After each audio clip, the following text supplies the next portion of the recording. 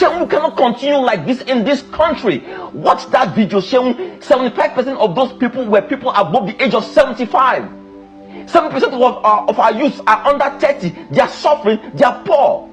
They are all former people, former this, former that, who brought us to this point, Shehu. What are we talking about? They say they are up to rescue Nigeria.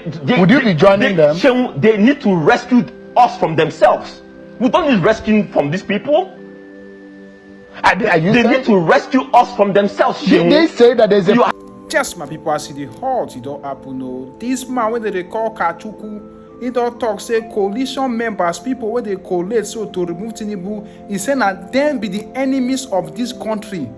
Just listen to what he talk. Some people they talk, say you don't know what they talk, but you also listen, hear what he talk, and drop your own observation in the comment section. Share and everybody and listen to what Kachikwu get to talk. They are enemies of Nigeria. They are enemies of progress. Nigerians can no longer be fooled. Nigerians from all walks of life will watch the videos. I just saw the clip today. And in that hall, what you saw were former this, former that, former this, former that, former this, a former vice president, former governors, former ministers, all former this, former that, and all taking Nigeria to former glory. They never take Nigeria forward. The same people who have ruled Nigeria for the last 4 decades, where are we as a country? A nation where 80% of our population are poor. The same people who burnt our country, brought our country to its knees, are the same people who claim their fire brigade trying to put out the fire. Shehu, the population of Nigeria, 70% of our population are youths. Where are the youths in that gathering you saw? A bunch of geriatrics. 70% of them are above 75 years old.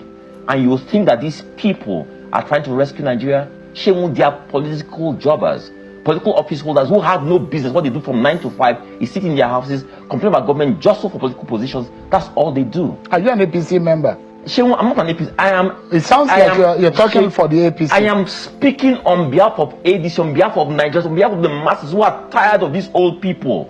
Shehu, who are tired. I weep for Nigeria. I weep for my generation who lost all opportunity for leadership because we're not trusted, we're not entrusted with anything. The same people who I watched as a child, I heard their name on TV, read them in the news, are the same people who are ruling us, who still want to rule us. You believe that having Asiwaju as president of Nigeria today, and anybody want to take over from Asiwaju today, it should be still a bunch of old people who destroyed our country? They have nothing to offer, Shehu. We're living in a new age, in a new world. These guys have nothing. They can't even understand the language their kids speak. 70% of the population are under 30 years old, Shehu. And you think it's this bunch of old people who have something to offer them? You think that the myriad issues we face as a people will be solved by these people? When they held office, Shehu, what did they do? What did they do to solve our problem that they want to solve today? I saw a lot of those people there were former ministers in the last administration, 8 years of President Buhari. Where did Buhari take this country to? 8 years ago, 8 years they were ruling this country. And today they come and say they are trying to salvage this country, save this country from what? From themselves and from their past misdeeds. Let's get real. I weep for Nigeria, I weep for the youth of this country. And the worst thing is that a lot of our population, they are so cynical. They no longer believe in themselves. For anybody to think that these people have what it takes to take Nigeria forward, I weep for Nigeria. It's a shame. Why are you angry? Because on one hand, you say they did not do the right thing by coming in the manner in which they came into your party. On the other hand, you are angry on the kind of people. Is it the kind of people that they are, or the manner in which they are taking over? What is your grievance? Good right? Question. It's all related, Shehu. The manner in which they came through the back door shows you who they are. They are backdoor people. They came through the back door? They came in through the back door. There was an handover by Mr. Rafonso. Shehu, I've been here several times on the issue of Rafonso. Rafonso tenure lapsed on the 21st of August 2022. Since then, we have approached INEC several times, several letters written trying to have a special convention so we can move our party forward. INEC has not done the needful. In the last few months, there was alternative dispute resolution where they said saying try and resolve the issues within the party so that this party can move forward. Unbeknownst to the state chairman of the party, they did not understand that they were trying to get their signature so that they could sell the party. The state chairman here in town now protesting. You saw the former PRO of the party. You are seeing state women leaders, state secretaries, youth leaders across the party who all they are seeing is in the news today. They never knew that this was going on within the party. And then you see Rafunwosu coming to say that everybody, all structures across the country have resigned. Where are their signatures? How did they resign? Sheung, this speaks to who these people are, never doing anything right, and never. That's how they. That's how they you were just a presidential candidate. You are not privy to the day-to-day administration of the party. Are you aware of what Rafunwosu have done up until now? Because this conversation has been going on for months. I will tell you this, Sheung. Sometime late last year, I was approached by some friends and different people talking about the coalition. And eventually they managed to get me into one meeting with some arrowheads of the coalition. And I had just two questions. One, if you seek to have a coalition against President Bola Ahmed Tinubu, are you going to agree to have a Southerner lead this coalition so that 8 years of a Southern leadership is not truncated? And the answer was, we want to take our power back. So essentially what you're saying to me as a Southerner from Delta State, from Kachikwu, from National Local Government area, is that you're telling me that as a Nigerian, I am not worthy, I'm not deserving to hold power and to hold office in this country. That power belongs to just a segment of this country. That anytime a Southerner holds office in this country, we must do something to truncate that leadership. That was a very demeaning and insulting statement, Sheung.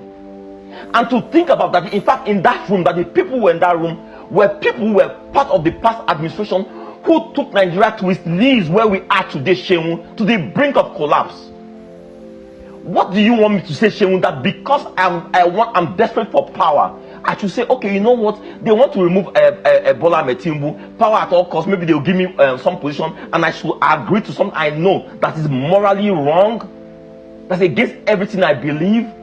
Sheung, their generation stand for only two things: religion, region. That's all they stand for. We were born into it. So should we transmit this thing to our children so I will never speak to a country about meritocracy anymore? Is that who we should continue being in this country? A people who don't care about merit or anything. We should continue being divided along tribal or religious lines in this country. Is that who we are, Sheung? It's not about President Bola Ahmed Tinubu. It's not about ADC. It's about the future of this country. And we don't need these people. We stand rejected, Sheung. If I ask you, are you privy to the origin of the ADC? Sheung, I will tell you this. ADC is a party. When they brought me into this party, I met the then chairman, Rafunwosu, and they told me that this party is a party that has ideals, all men being equal before the law, no north, no south, blah, blah, blah, and all the stuff. Shortly after I entered the party, Sheung, people in the party drew my attention to the fact that this man has been the chairman of the party for the past 18 years. No democratic credentials. And how can you say that you want to advance democracy being in a party that has such credentials? I believe that it was something of the past, and that my being in that party, that we could move that party forward. But sad to say, immediately after I emerged as the presidential flag bearer of the party, the same thing that they had done to all previous presidential candidates, they did the same thing. They tried to sell my candidacy. They tried to frustrate me from running for office. They started writing to, and doing press release that I am no longer the presidential candidate of the party because I insisted that I must run for office, Sheung. This is the past of ADC. But Sheung, I tell you this, I met a lot of young Nigerians who had only one ambition: how do we move Nigeria forward? They came into the party in their drove to run for office, only to wake up one day to hear that the party had aligned with other parties, and that the party had been sold, and that this party was really not. What do you mean it has been sold? That they are in the last election, that they had done some alignments with PDP or with APC, and as such, those people who had paid for forms to run on the platform ADC, they saw their ambition being truncated. Let me ask you, Mr. Dumebi, are you privy to the relationship of Mr. Rafunwosu in the inception of this party and someone like the former VP Atiku Abubakar? Sheung, Are you privy? Sheung, I have no knowledge of former VP Atiku Abubakar's interest or his being part of the ADC. But Sheung, I'll tell you this. That's because when you were not a member of the party, there were people who formed the party. And that's why I asked you about the origin of the party. Sheung, they formed the party. Let me ask you a question. How many Nigerians knew ADC before I entered into the ADC? I entered the ADC, Sheung, in a contest of 19 presidential candidates. I was a fifth in that election. That's why ADC became almost a household name, Sheung. I made that party a household name, Sheung, not because Ralph wants to have been chairman of that party for 18 years, doing nothing but selling forms, Sheung. Let's get real about this. I don't know Atiku's role in the ADC, and I don't care about his role in the ADC. What I care about ADC is the Honorable Leke Abejide's party in Kogi State. In Kogi State, and a lot of people know that that's a party that has one House of Reps member. Exactly, so Sheung. When you say you made it popular, Nigerians will want to wonder how. Leke won House of Reps out of Kogi State. I ran for the office of president in Nigeria, Sheung. They are two very different things. You can ask Leke his impression of the Rafu-led leadership of ADC. Sheung, we need to get real here. It's not about virality of videos. It's about speaking to the conscience of Nigerians and the future of Nigeria.